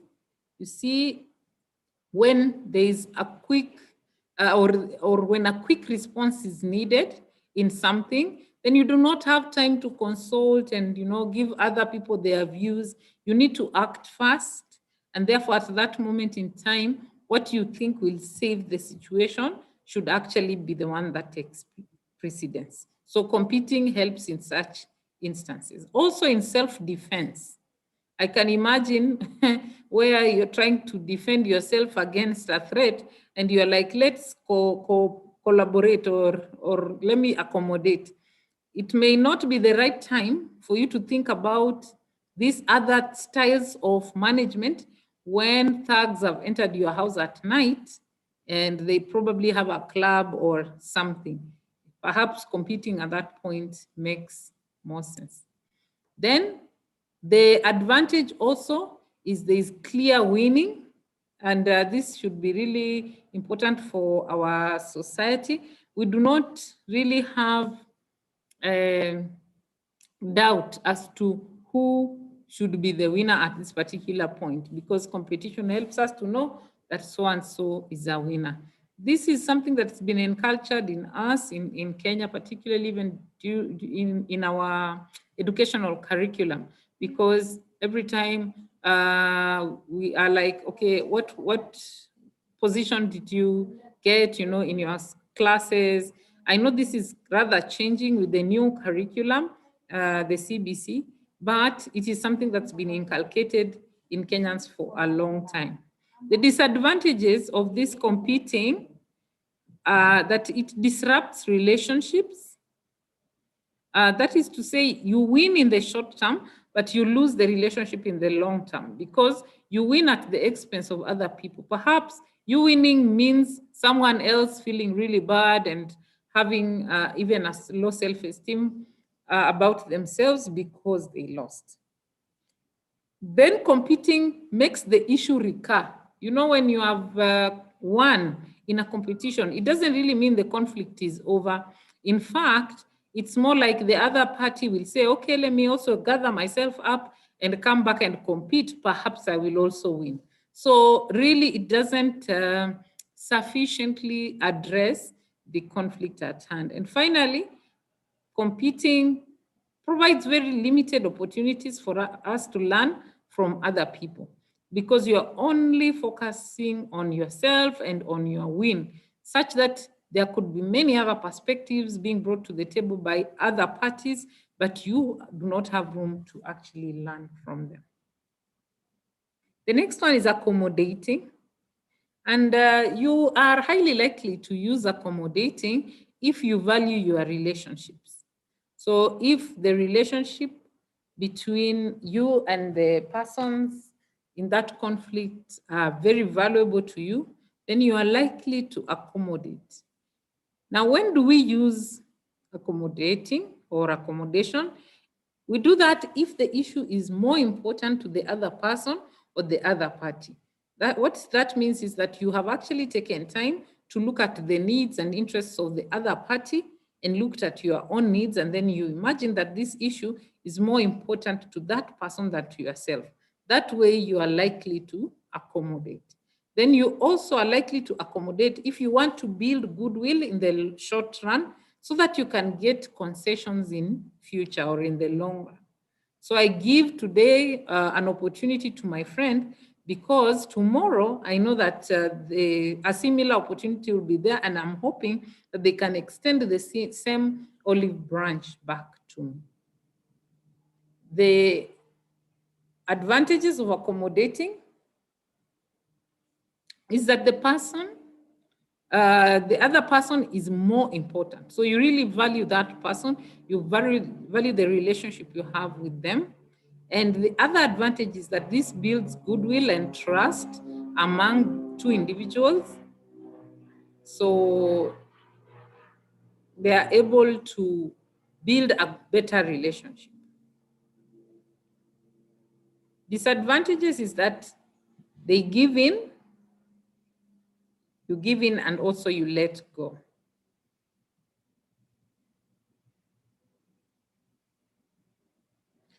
Okay, just checking in, Budoi, can you hear me? Yes, I can hear you. Okay. Yeah. So the next one is compromising. And in compromising, we both get something. So both parties get a little. You don't lose everything, neither do you gain everything. That's compromising. So you are likely to be a compromiser if you like to meet in the middle. This particular conflict management styles works well when parties have to come to a quick resolution. There's something, a conflict has arisen, and you really need a quick resolution of conflict. You don't want to spend a lot of time haggling with the other conflicting party, overreaching exactly where you want to go, the goal you want to reach. So each one of you say, okay, you can have this, and you also can have the other. So you meet at the middle. Also, it works well when parties want to achieve aims whose importance may not be of top priority. So it's such that the issues involved in the conflict are things that, well, you can give and take. They're not really a top priority, or they're not rather a life and death issue for the party involved. And also, if the parties are equally strong, so both of them are strong, there is no power imbalance between them, then there's like a high chance that they will use the compromising method. And this one, a very good example of a compromising method is when two communities are talking, or they are negotiating, say, over a river, which both of them draw the water from. So it is something common to both of them, and it's important that the river stays clean and pure for both of them to use. They are highly likely to come to a middle ground so that they preserve that natural resource that serves both communities. Compromising helps to build relationships. In fact, its key purpose really is to ensure that the relationships of the conflicting parties are kept vibrant and the conflict is resolved at the same time. The disadvantages are that both give up something. You can't just have it all. If both parties have to be happy, then they have to get something, and getting something means someone else has also lost something.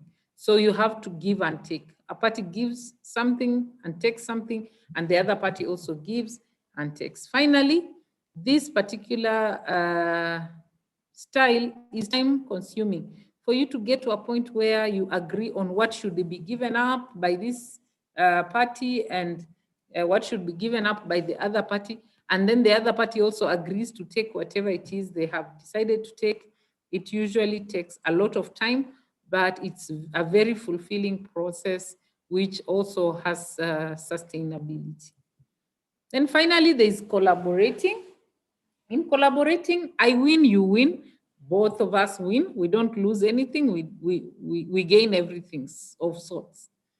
So this one may work really well if you like to work together to have many needs met. So if you're someone who likes to work with others, then you're highly likely to use collaborating. But it is also used when conflict needs to be resolved in the short term and also builds trust in the long term. So if you have that aim of resolving conflict in the short term, but in the long term, you're also thinking about building trust, then this is the style that you want to use. The advantage is that it builds teams because people get to work together, people from different regions or different teams, like you're doing now with the ambassadors program. I foresee people working across counties as well, and even perhaps someday working as a national team of ambassadors. This collaborating style will really help you to achieve your joint targets and joint goals. It also avoids later problems. You see, when we say, okay, you've done competing or competition and you've come up as a winner, in the short term, it may be okay, but in the long term, it is actually not okay. So collaborating helps both in the short term, but also in the long term, because when you collaborate, you do not leave any room for further conflicts in future. Then disadvantages is that it is also just like compromising. It is time consuming. And this one is really hard to achieve, especially where there's, as we started off, we said conflict is an incompatibility in ideas, opinions, and so on and so forth. So when you do not have compatible goals and then you want to collaborate, it's pretty difficult. It is easier for ambassadors, for example, to collaborate because they have a similar goal, but where the goals are not in sync, then it is actually very hard to achieve. So those are the 5 styles of conflict resolution. But now let's bring it back to the society. We use these styles in different times and in different ways.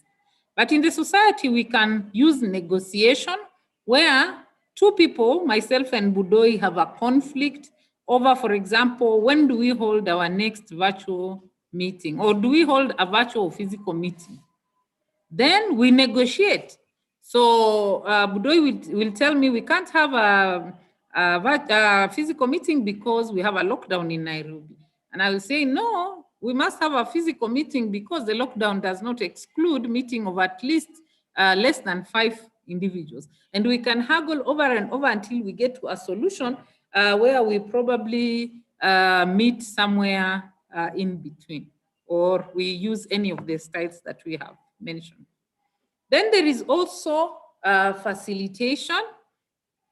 In facilitation, it's more or less like a mediation, but the facilitator has less control over the meeting. So a facilitator is a third person who comes to listen to the 2 conflicting parties, look at the conflicts at hand and how to resolve them. The same with the mediator, that the person will facilitate or will oversight the meeting, just the way you probably had Honorable Kofi Annan helped after the 2007-2008 elections to see how best we can stop the violence that was happening at the time, but also how best to make sure that that violence does not recur anymore. So this mediation works really well when it is about groups, whether it is ethnic groups, whether it's business groups, groups of people who tend to have conflicts over certain issues. Then we move to arbitration, and arbitration is where you actually get a facilitator who is a professional arbitrator. For mediation, it should be a professional mediator. But the arbitrator has an outcome that is binding, meaning it is more or less like a court outcome, because a court outcome is also binding. But the arbitration scenario is like a mediation because the parties are given an opportunity to talk and drive their own scenario, the issues, and how they would like those issues to be settled. They even suggest the possible outcomes.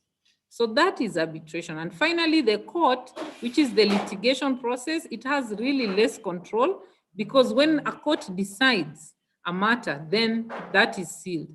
In the court, we have a win-lose situation. We do not have the other styles don't apply.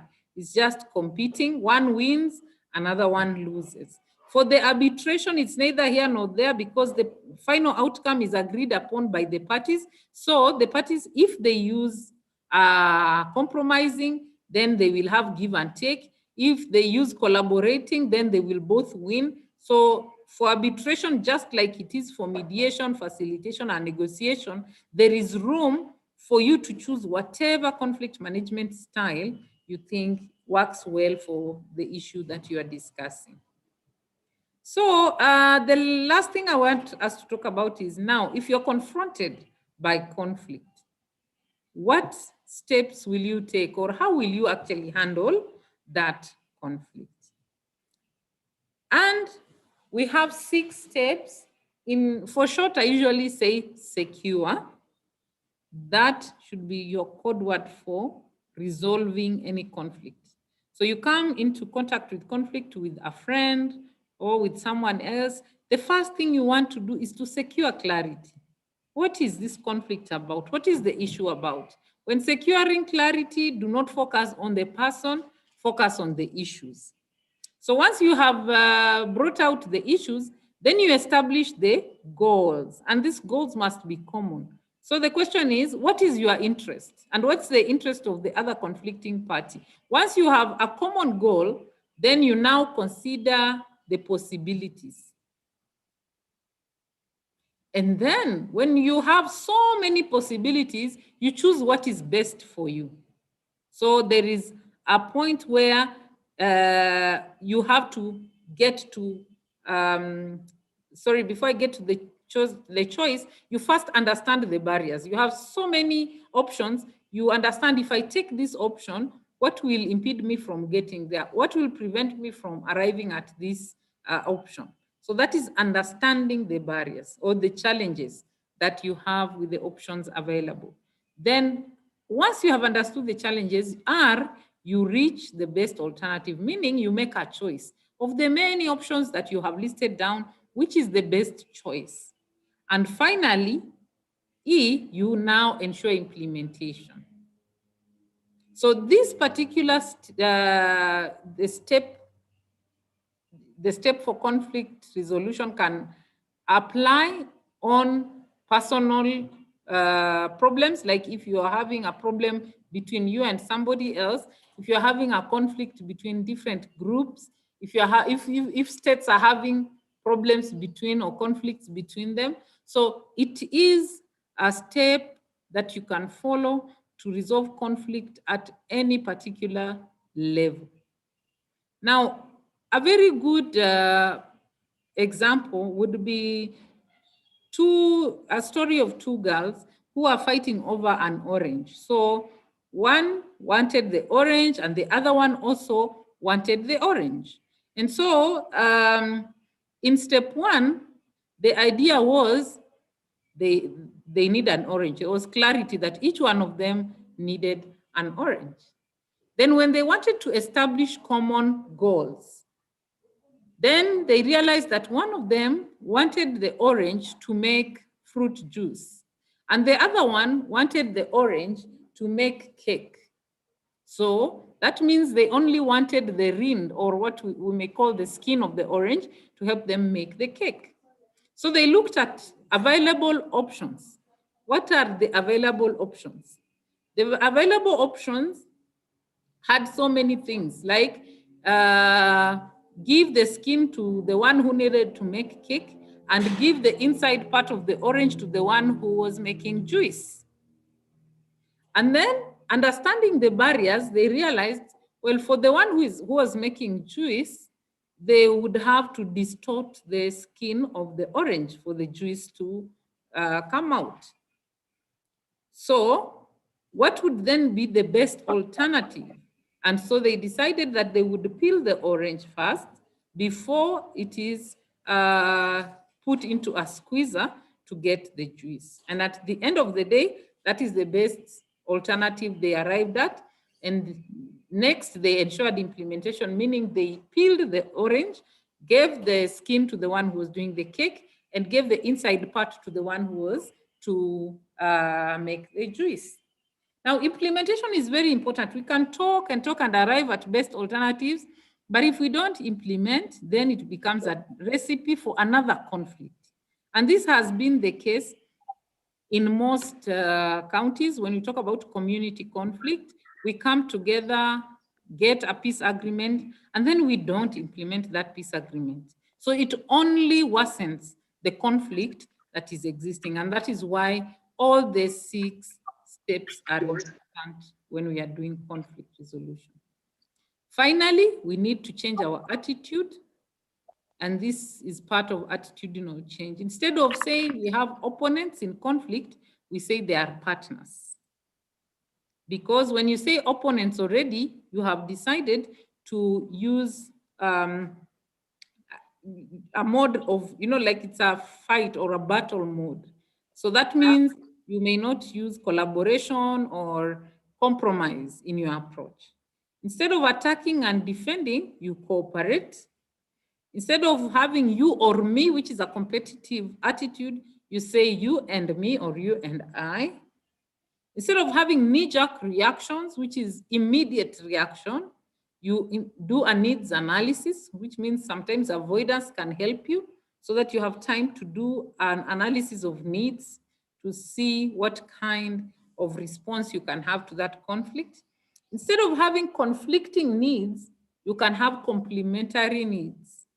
And finally, instead of having the attitude of I want to win, you should have the attitude of I want you to win too. Meaning, of course, you want yourself to win, but you also want the other party to win also. So that brings us to the end of this presentation. With this in mind, as you go, please just know that effective conflict resolution is not about who is right, but it's about what is right. So really it focuses on the issues and not the people. So that brings me to the end of that particular presentation. And thank you so much for listening. I would like to return it to Budoi. Thank you so much. Wow. I've really learned a lot today. Thank you so much, Daktari, for your nice presentation, actually taking us entirely on the, how to solve our issues internally, and even when we are asked to do something or maybe deployed to a mission or something, what we are supposed to do. And we have outlined it very clear on your presentation. So at this juncture, I would just like to invite maybe questions from ambassadors, if there's any, in case throughout your week or throughout your interaction with other county ambassadors or throughout the materials that you have read, we have sent you. If you have any question to Dr. Sela in regards to her presentation, please, this is the right time to ask before we have our closing remarks. Thank you so much.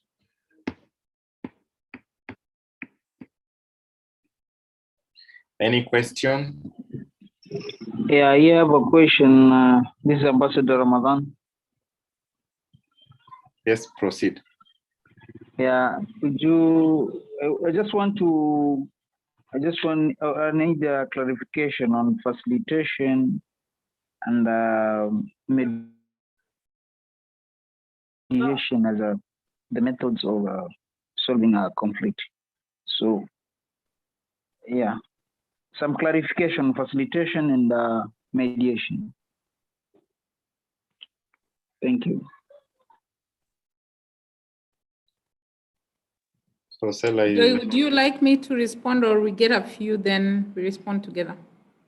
okay, we can get a few, and then you can respond all together. So, any other question? Ramadan is asking about the third party and mediation. Any other question?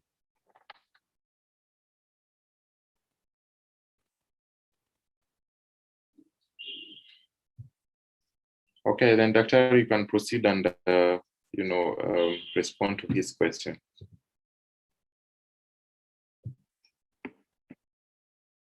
Okay. So mediation and facilitation are very similar because all of them require a third party to talk to conflicting parties. But what makes or brings the difference between mediation and facilitation is the role of the third party. So in facilitation, the third party simply oversees the process and does not contribute to the content of the mediation. Mostly, it is usually somebody who is highly respected, but does not know much about mediation as a profession. So they will, for example, when they are there, the parties will not shout at one another because they respect this person. When the person says we move the venue of the meeting from point A to B, they will listen. So facilitation is more hands-free, if you may, as opposed to mediation where it is usually a professional mediator who is guiding the mediation process. So they are likely, for example, to tell the team that we wouldn't want to meet with you today. We first want to meet group A, then we will meet group B, then we will bring the two groups together later. Or they can say, consider this as an option of their alternatives. They can contribute towards what kind of outcomes these people can, or the conflicting parties can consider. The mediator can as well actually impose in a gentle manner a certain solution, because this is probably someone who has worked in other similar situations, so they have experience on some of the solutions that have been followed in similar situations elsewhere.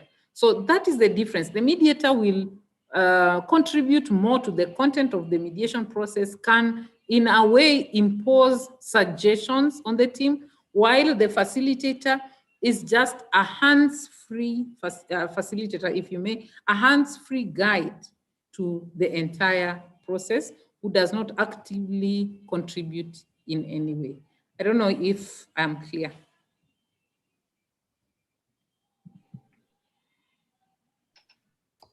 Ramadan? Yes. All right. I thank you. Thank you. Yeah. All right. Do we have any other question from our ambassadors? Any question to Dr. Sela before we welcome our last speaker, who will give a closing remarks? We have 10 minutes to end our call today.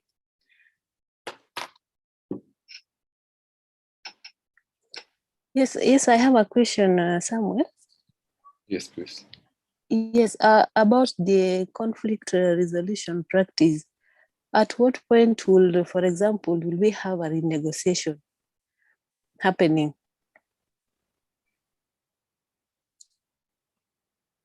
Thanks. Okay, I think Dr. you can respond to that. Okay, so so there are two kinds of things we've learned today. One is the style, meaning how you'd like to resolve your conflict. So the issue of avoidance, competition, collaboration, compromise, those are a matter of style. And in fact, one person can use these different styles at different times. So sometimes you can just want to avoid things, then you go away and come and talk about them later. Sometimes you may want to confront things immediately, especially, for example, if there's a threat to life, then you'd rather confront it immediately. So that's one part of the presentation. The other part of the presentation, where we are now talking about negotiation, mediation, arbitration, and so on. Now, these are processes that are used by the different conflicting parties. So the question Evelyn has asked is, when do we use negotiation? Actually, anytime we want to talk out an issue, anytime you are with the other conflicting party and you want to resolve an issue without the help of anyone else, then that is negotiation. It is encouraged that we use negotiation before we start or we explore the usage of any other of the methods in the processes I shared. Only when the two people involved in a conflict cannot agree, that's when they seek help from a third party. In fact, at the National Cohesion and Integration Commission, even when we are dealing with hate speech matters, it is said that we cannot take somebody to court unless we have negotiated with them. So we talk to them, we tell them what you're doing is not a good thing, it's impacting negatively on the society, and then we take them to the Director of Public Prosecution so that they can be presented in court. At family level, that is also the case. If you have a problem with your sister or your brother, it is best if you talk to them first, and then when you see that they are not taking heed of what you're saying, then you probably tell your parents, you know? So that is just the same situation at group level, at community level. It starts like that. Let us first talk one to another, that is use negotiation. When we see that negotiation seems not to be working or we are not achieving the goals of peace while using negotiation, then now we graduate to facilitation or to mediation, up to the way we get to litigation. And as you can see, litigation or the court system is actually the last resort. Like you go to court when you do not have any other opportunity to resolve your conflict, because the litigation process does not care a lot about relationships. It just cares about winning. So I don't know if I've made a little bit of a contribution, Evelyn, that in my opinion, negotiation is very key. It is the first point of resolving a conflict. Only when negotiation doesn't work is when parties should seek for these other types of conflict resolution processes. Thank you, Budoi. Thank you. Eve, are you satisfied with the response from Dr.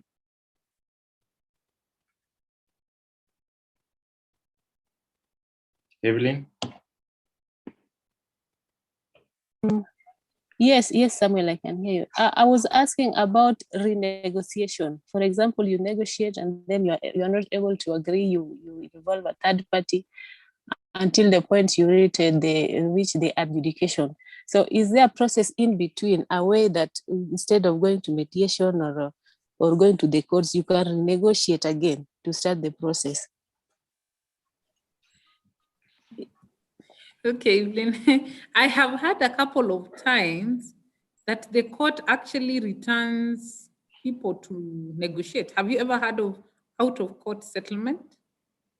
Yes. What that means is, So what that means is that somebody went to court over an issue, and in the wisdom of the judge or magistrate, they thought this issue is not even meant to be in court. So they actually give a judgment that the two persons involved in that conflict should go outside the court, which means outside the litigation procedures, and then settle the issue. But they put a rider there that you must report back your outcome. So when the two parties go outside court, they can decide to do a mediation, meaning call somebody to help them through that particular conflict. And then once they get to an outcome, they go back to court and report. Then secondly, there is now something called, the use of alternative dispute resolution in our court system. So we have the court users committees. Maybe some of you may be members of the court user committees in your regions. And these committees actually help the court to link the people who have presented their cases in court with mediation opportunities. So we have mediators who are accredited by the High Court of Kenya, and your case can be handled through mediation, even when it is before court. Legally before court, the court simply refers that case to mediation so that it doesn't take place using litigation. So Evelyn, to answer your question directly, yes, it is very possible for you to go to court and come back to use negotiation, mediation, or even arbitration. But once it has gone into court, there are only two ways of you coming back out of court to use any of the other mechanisms. Number one, when the court itself has made a ruling that you need to go back. And number two, when the person who has reported that case actually raises, a point of, it's called what? When the person themselves tells the court they would like to withdraw the case and resolve it outside court. So those are the only two ways in which you can remove a case from a court to be resolved by any of the other mechanisms, including negotiation, mediation, or even arbitration. I hope I have now addressed it, Evelyn. Yes, you have. Thanks for the clarification. Thank you. Wow, thank you so much. Thank you so much for those who have asked questions. It was a very nice, interaction and having this session to get clear on what exactly do we mean to be peace builders. So I'd like to take this chance to welcome Charlene Tomombe all the way from Japan to give us our closing remarks. And then we can end this session for today. Thank you so much. Welcome, Charlene.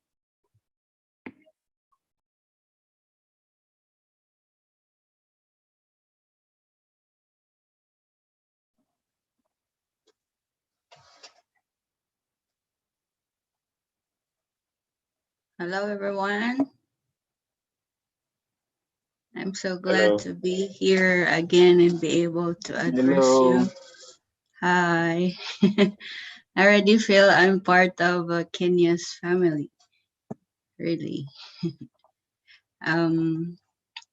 Well, I'm happy to hear a lot of your good and bad news. Just kidding. I know that it was hard to cope, especially having weekly assignments and studies, but I think and I believe it made you better and go beyond your limits on your previous knowledge about peace building. Let me also thank Ms. Sela Kingoro, Assistant Director of the National Cohesion and Integration Commission, Kenya. Thank you so much, Madam, for having our GPCA first cohort learn from your knowledge and expertise in peace building and integration efforts. I believe NCIC is essential to empower these emerging leaders of Kenya. As for GPF, we always emphasize on values and culture that we carry as peace builders. Recently, I was pondering on how we really help people around us. After many research, actually, I thought that one must understand that every person is born from his or her lineage and past. That is why they are living in certain conditions in present, and that what they will do in this lifetime determines their future. And that means that is the kind of future that we are going to have. So, as ambassadors of peace, there is no time to waste. We must impact the lives of people to a higher level of truth, which is having common principles and values, and the ways of living must be beyond our regular understanding. It should be in a higher level, um, as we model it in the communities and the places where we work at. So, ambassadors, it may be easy to just, speak of good things, but to be transformed into a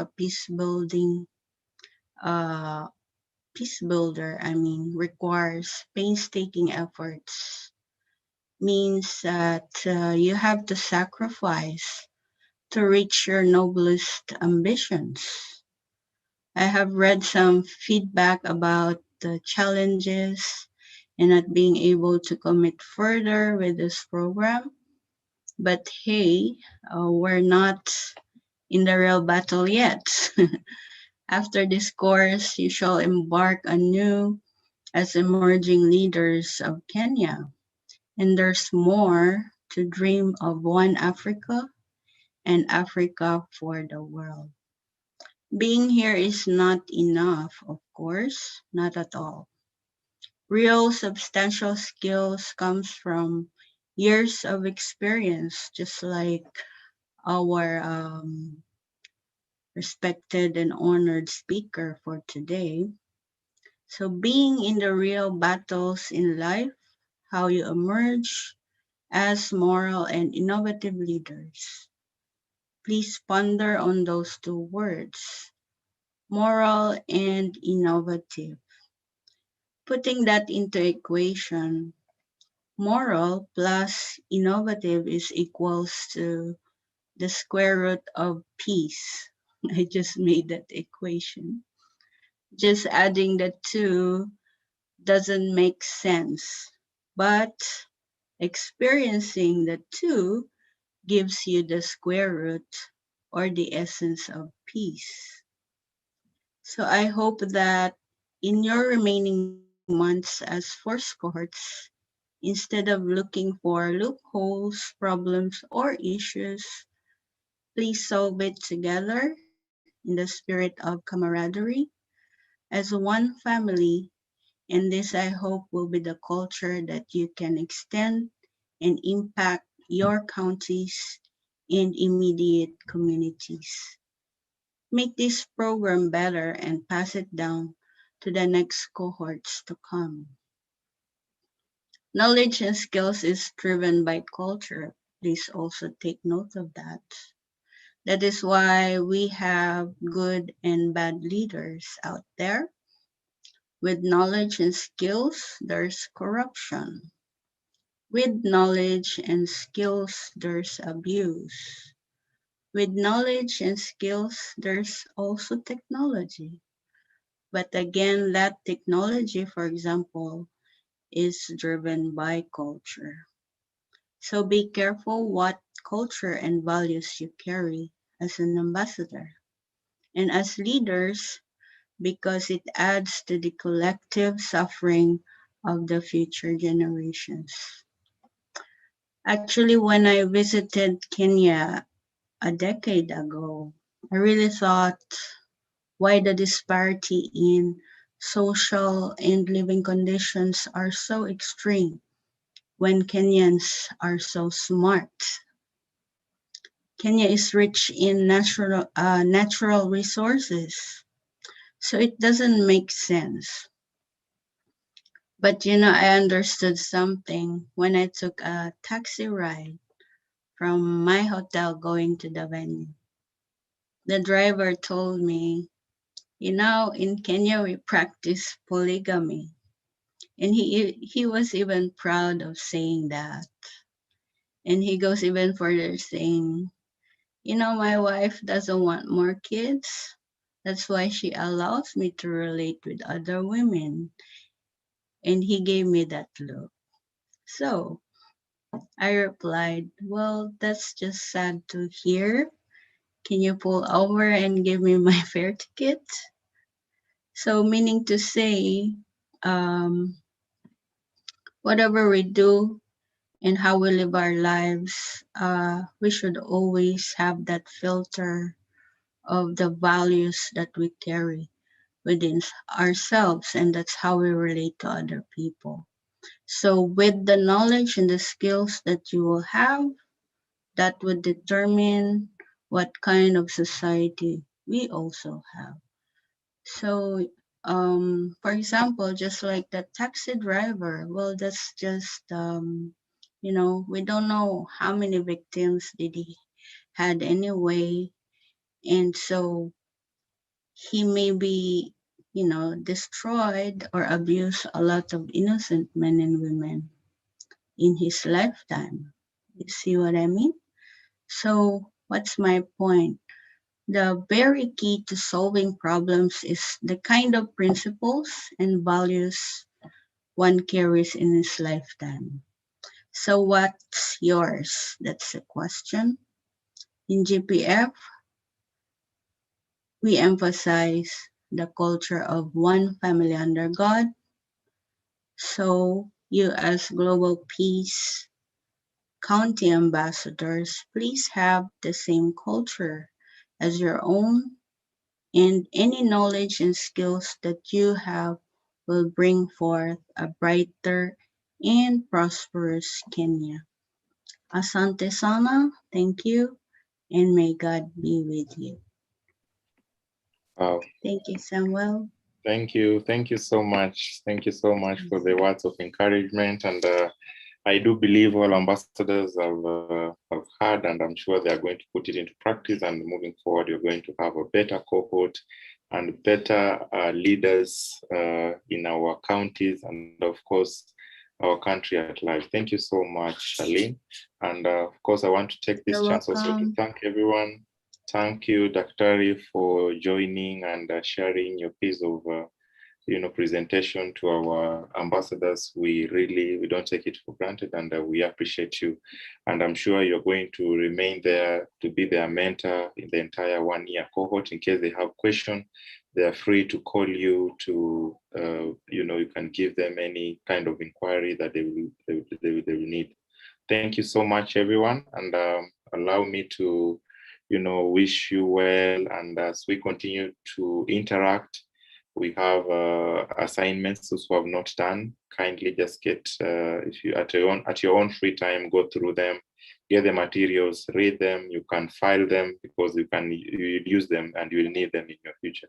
I'm sure Dr. will share the presentation. I'm going to share it on the Google Class where we have our last week, and I believe you're going to get all the materials. I'm going to share the recordings of we were streaming it live on our Facebook page, the Global Peace Foundation, privately. So I'll also be sharing that on the Google Class so that you can access the entire recordings. Otherwise, I want to thank you so much, and I'm wishing you all the best. God bless you. God bless. Thank you.